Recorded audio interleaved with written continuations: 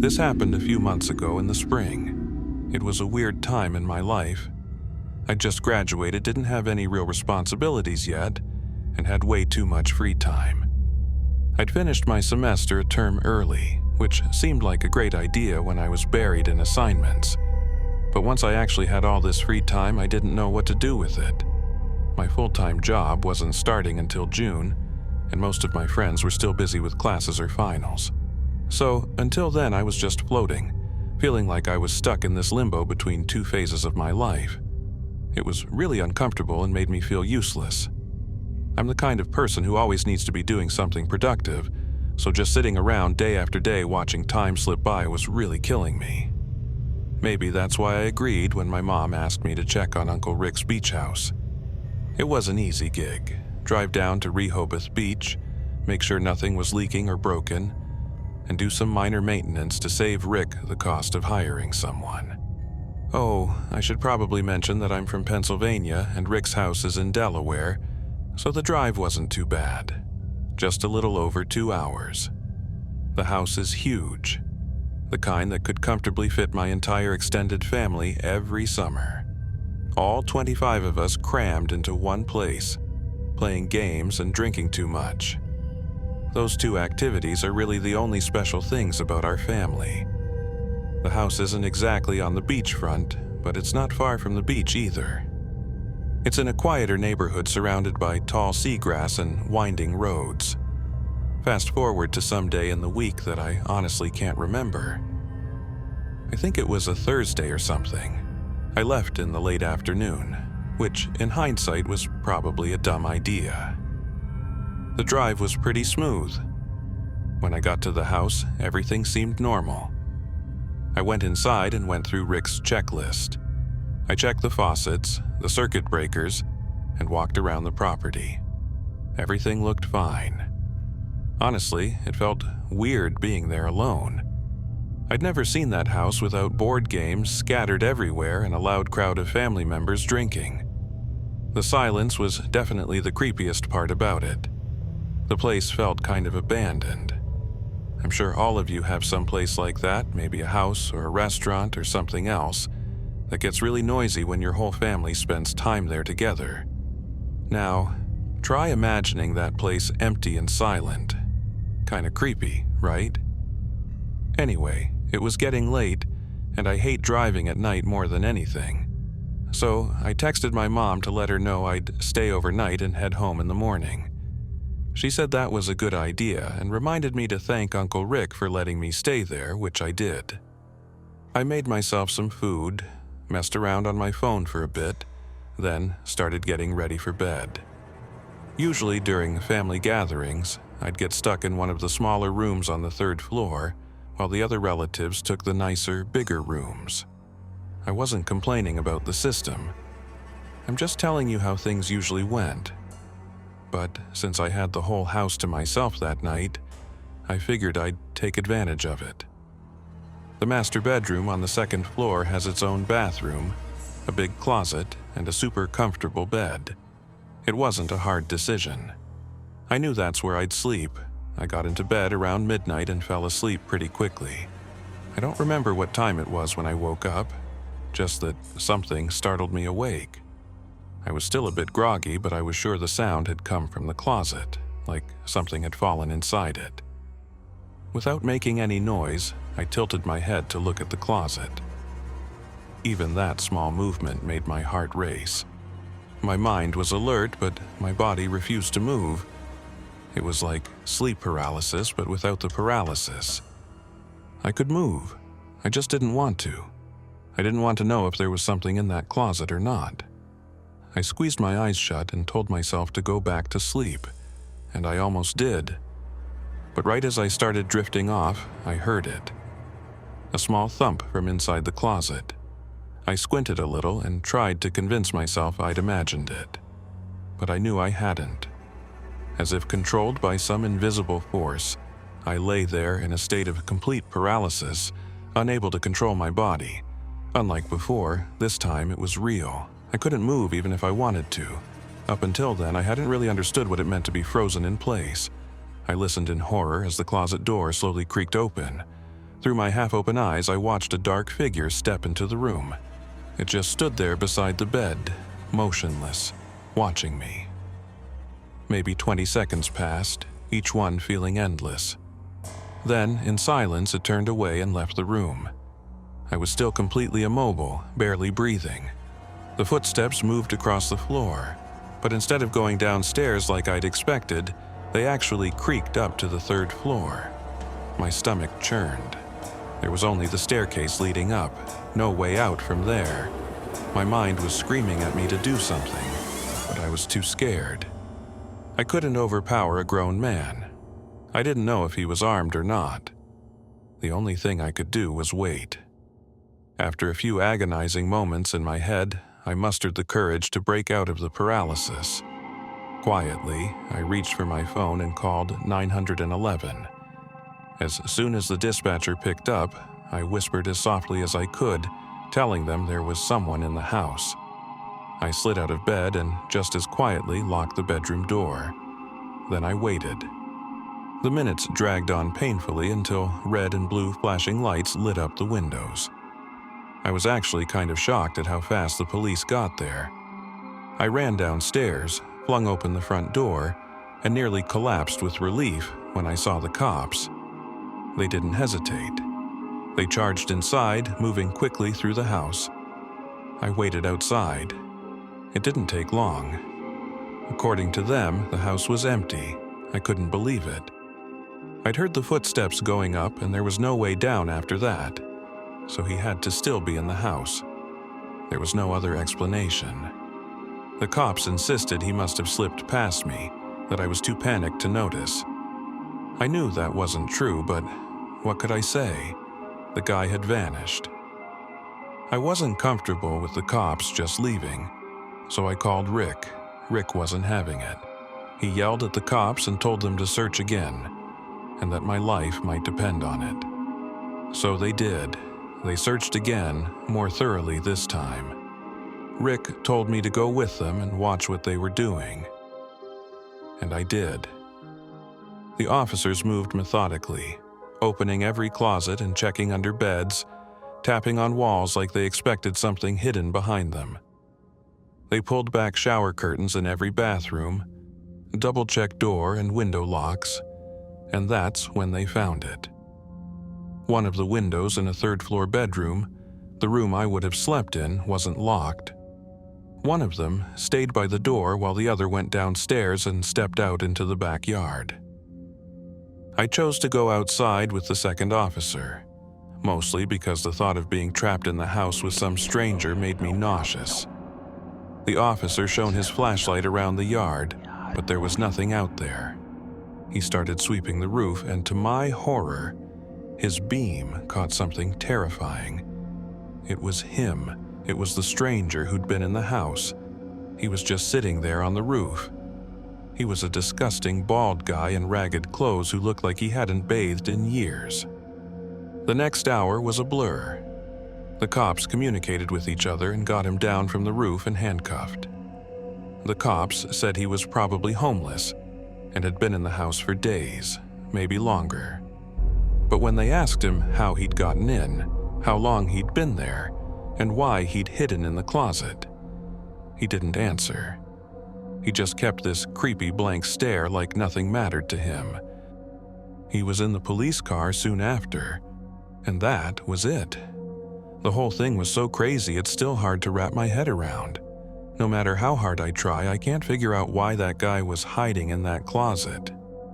Maybe he heard me enter the house and hid in the first place he thought of. I still don't know how he got into the house. Rick doesn't either. There's no way to get up to the roof from the ground, so I feel like that explanation is pretty ridiculous. The rest of my extended family has insisted that Rick upgrade the home security, but he's refused every time for reasons I can't explain. The thought that if I had slept in my designated bedroom, that night could have ended very differently. My friend Mike has a beach house on the Jersey Shore. Calling it a nice piece of property would be an understatement. It's magnificent. Or at least to someone who's never had much, that's how it felt to me. Obviously, I don't know the history all that well. It's not my family's house. But from what I do know, that house has been in their family for generations. Mike's grandparents tried to use it as a permanent residence for the longest time. But sadly, they recently passed away. No one's living there anymore, and the house sits idle most of the time because most of Mike's extended family lives on the West Coast, and his parents are too busy to make good use of it. The silver lining to an otherwise sad situation is that Mike basically has free rein to access it whenever he wants. I'm pretty sure his dad's intention was to rent the house out to try and make some extra cash, but as far as I know, the wheels haven't really turned on that. It's not exactly an easy task to find someone willing to rent a beach house during the off-season, so you can't blame the guy. It was around mid-July when Mike hit me up and asked if I wanted to head down for the weekend. He didn't have to twist my arm. I had nothing going on, and the thought of chilling at a beach house, especially a nice one, was an easy yes. His plan was simple. We'd hang out, maybe hit the beach during the day, then the boardwalk at night, and just enjoy the shore for what it was.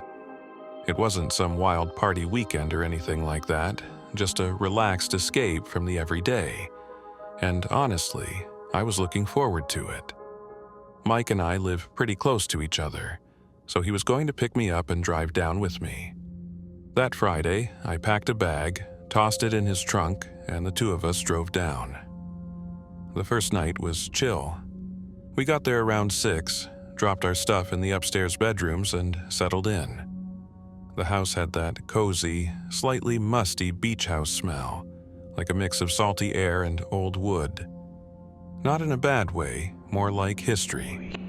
You could tell it had seen decades of family summers. After grabbing a quick bite from a nearby sub shop, we decided to take a little walk on the beach just to soak in the evening. Mike brought along a couple of fishing poles, so we figured we'd try our luck fishing for a bit. It wasn't really about catching anything, it was more about being out there. At one point, we ran into a couple of girls around our age. They were walking barefoot along the shore, and Mike, being Mike, struck up a conversation right away. They were locals, or at least semi-locals, and it turned into one of those low-key, kind of flirty interactions that just happen naturally when you're young and on the beach at night. We got their numbers, and they continued their walk while we kept fishing. There were still a decent amount of people around since it was peak season, but Mike knew all the quiet spots. Private beach access, hidden paths through the dunes, little pockets between houses where the lights don't reach. We eventually found a nice stretch all to ourselves, where the only sounds were the water and the wind. It was the kind of night that makes you forget real life for a little while. The next morning, we woke up around 9 and decided to go for a run along the boardwalk. It was already warm by then, but there was a breeze off the ocean that made it bearable. We didn't do anything crazy, just a few miles to get the blood flowing. Mike's a pretty active guy, and I've been trying to stay in shape, so it felt good to move after a lazy night hanging around. The rest of the day flew by without us even noticing. That evening, Mike suggested hitting up a few bars in Seaside, but we were both wiped out. While the idea sounded fun in theory, the thought of standing in lines and yelling over music didn't really match how our bodies felt after a full day in the sun. We ended up crashing pretty early instead. Sometime after midnight, I woke up to a shrill beeping. At first, I thought it was part of a dream, but after a second or two lying there in the dark, I realized it was real. It sounded like a smoke alarm. One of those sharp, high-pitched alerts that cut straight through your skull. I threw myself out of bed and started scanning around in an effort to pinpoint where the beeping was coming from. It didn't sound like it was coming from my bedroom or anywhere else on the second floor. After focusing for a few more seconds, I got the impression that it was actually coming from above me. Without thinking, I yanked open the bedroom door and ran straight to Mike's room. With both hands, I shook him awake and told him to follow me. He caught on immediately and rushed after me, not even bothering to throw on a shirt. Like our lives depended on it, the two of us bolted up the stairs, completely unsure of what we were running into. The third floor was almost dark, except for a bit of moonlight leaking through a window at the end of the hall. We flipped on the lights and started scanning the space, still expecting to see or smell something burning, but there was nothing. No smoke, no flashing lights, no sign of a fire. Honestly, it was baffling. Finally, after a couple of agonizing minutes searching for the source of that horrible sound, I found something. In one of the bedrooms, tucked neatly under a pillow, was a small black device. Before calling Mike into the room, I decided to check it out a bit myself, mostly out of pure confusion. It was about the size of a walkie-talkie, all black except for a flashing red light on top. That was it. No buttons, no stickers, no screen. Just a smooth black casing, that flashing light, and a single switch on the side. Or, at least, what looked like a switch. I flipped it off, and the beeping stopped immediately. Mike came into the room at the same time. His eyes went from the bed to me to the device in my hand. Neither of us said anything at first. We just looked at each other, and I could tell he was as confused and freaked out as I was. After a few more seconds of silence, he asked me if I'd ever seen that black thing before. I said no, and asked him the same, which he also said no. For the next hour, we tried to figure out what the hell it was, how it got there, and what had triggered it. But none of the answers we came up with were satisfying. Mike swore no family members of his had been in that house in years, and I believed him. I mean, why would he lie about that? Plus, who the hell would put that in their own house? You might think it was for safety or something, or maybe a replacement for a broken upstairs smoke detector. But again, there was no fire, so it didn't even prevent any emergency. And then the issue of how it got triggered in the first place, that was the scariest part about the whole thing. We were sitting in Mike's room in the dark when I had a crazy thought. I couldn't believe it hadn't occurred to me until then. The switch. I pulled out the device and very quickly flipped the switch on and off. And you guessed it. The shrill beeping started up again and stopped as soon as I turned it off. We both froze, and Mike whispered, "Oh my God." The thought hit both of us at the same time. The only way to operate the device was manually. There was someone else in the house. We didn't waste any time. Mike called the cops while I locked the door, barricading it as best I could. We waited, what felt like forever, and finally the police showed up. We hurried downstairs to meet them. After giving a very brief description of what was going on, they swept the entire house while we waited outside the front door as they instructed. When they finally came back downstairs, what they told us was horrifying. Apparently, every single window on the third floor was wide open, even the bathroom windows.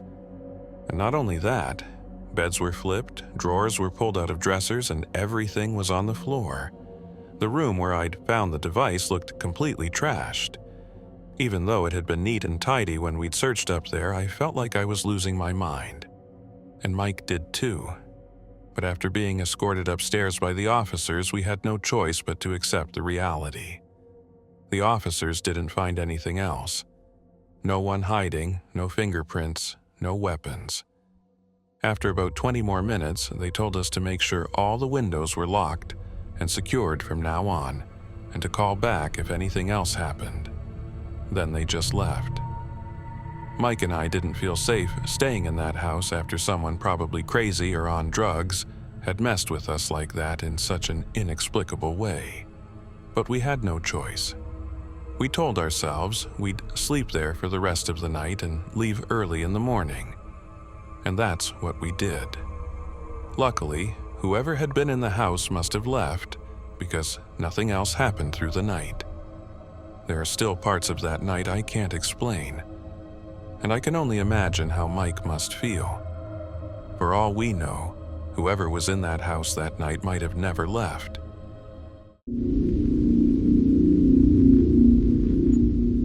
This happened quite a while ago when I was 22. Enough years have passed that I feel safe talking about it. I just graduated with a dream job and minimal expenses because I was living in my childhood home with my parents.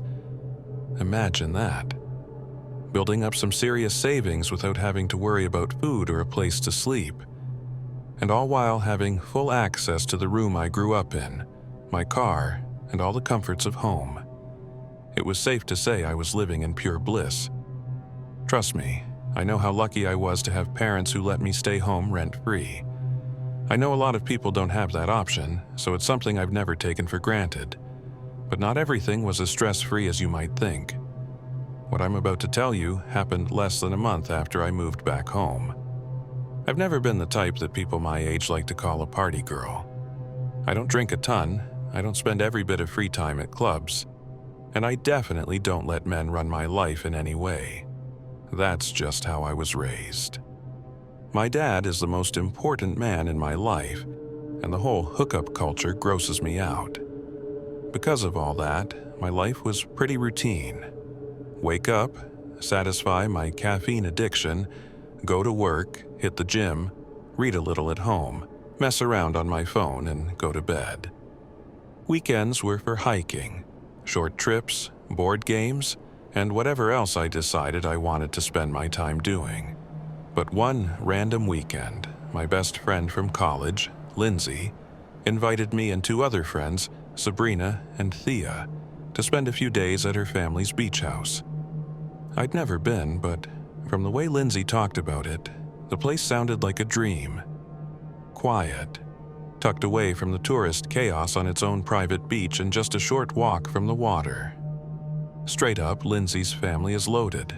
I think both her parents are neurosurgeons, so I had a feeling her beach house would be insane, and I was far from disappointed. When I first saw it, I was mesmerized. Look, I'm no architect, but I know a modern-style house when I see one. And Lindsay's had to be ultra-modern because it looked more like a secret military safe house than a personal home. I'd love to show you guys pictures of it. Trust me, I have a ton. But out of respect for Lindsay's family, I think that would be really inconsiderate, even if what I'm about to tell you hadn't happened. The four of us unloaded our stuff and figured out where we'd sleep. Lindsay obviously had enough separate bedrooms for all of us. But what's the fun in that? Instead, the four of us stayed in the same room, one of the kids' bedrooms with 2 sets of bunk beds and an attached private bathroom.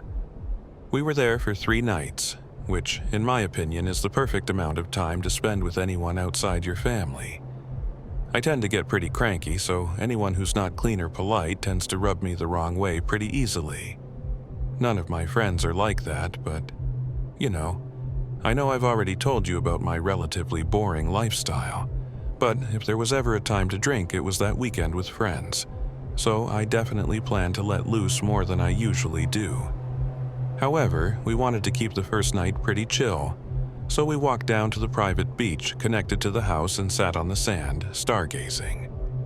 The four of us were sipping White Claws and listening to house music on Sabrina's speaker when we noticed something in the distance.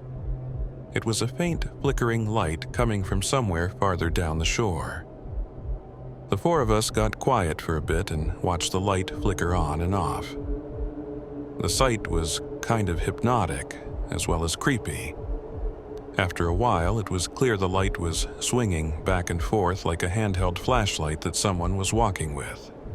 And not long after, we realized that's exactly what it was. It looked like 3 or 4 people walking casually in our direction. Not running or stumbling or moving weirdly, but strolling at a leisurely pace. As they got closer, we started hearing laughter, which made all of us relax a little. Considering how late it was very possible it was just a group of teenagers or even people around our age. They must have noticed us because at one point one of them yelled out, "Hey!" in a friendly voice. It was a guy's voice, and he sounded about our age. Thea yelled back and we made small talk while they approached us. When they got close, we could see it was a group of 3 guys who looked maybe 1 or 2 years older than us. They all had that typical beach guy look, which I could tell right away my friends were into, especially Thea. She's a little wild when it comes to guys, so I can't say I was too surprised. She knows how I feel about her lifestyle, so it's not like I'm saying anything crazy. To be fair, she's drop-dead gorgeous, and I've never seen a guy not like her. The guys sat down with their beers and the 7 of us kept drinking. It was actually a great time. The guys weren't flirting too hard, but they weren't boring either. Fast forward an hour and a few drinks later, and they eventually invited us back to their place.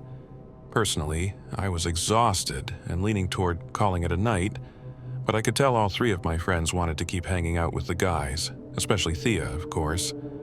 I decided not to ruin everyone's fun and called it a night for myself, telling my friends to go on without me. There were only 3 guys, and I had no intention of hooking up with anyone that night. I walked back toward Lindsay's house while the 6 of them walked along the beach, probably toward wherever the guys were staying. I showered and went to bed. Sometime after 3 a.m., I woke up to a FaceTime call from Lindsay, which was confusing because she should have been home by then or sleeping next to one of the guys. I answered her in a groggy voice, and what she said woke me up instantly. She was basically screaming into the phone that Thea and Sabrina had been kidnapped, and I needed to get her car right away. Her words were like a bucket of ice-cold water splashed in my face. I've never felt more intense fear and adrenaline. I didn't waste a second.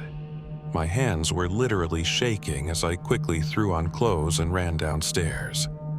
I asked her why she was calling me instead of the police, and she assured me she already had. She told me to stay on the line as she walked me through it. With her guidance, I managed to open the driveway gate, find the car keys,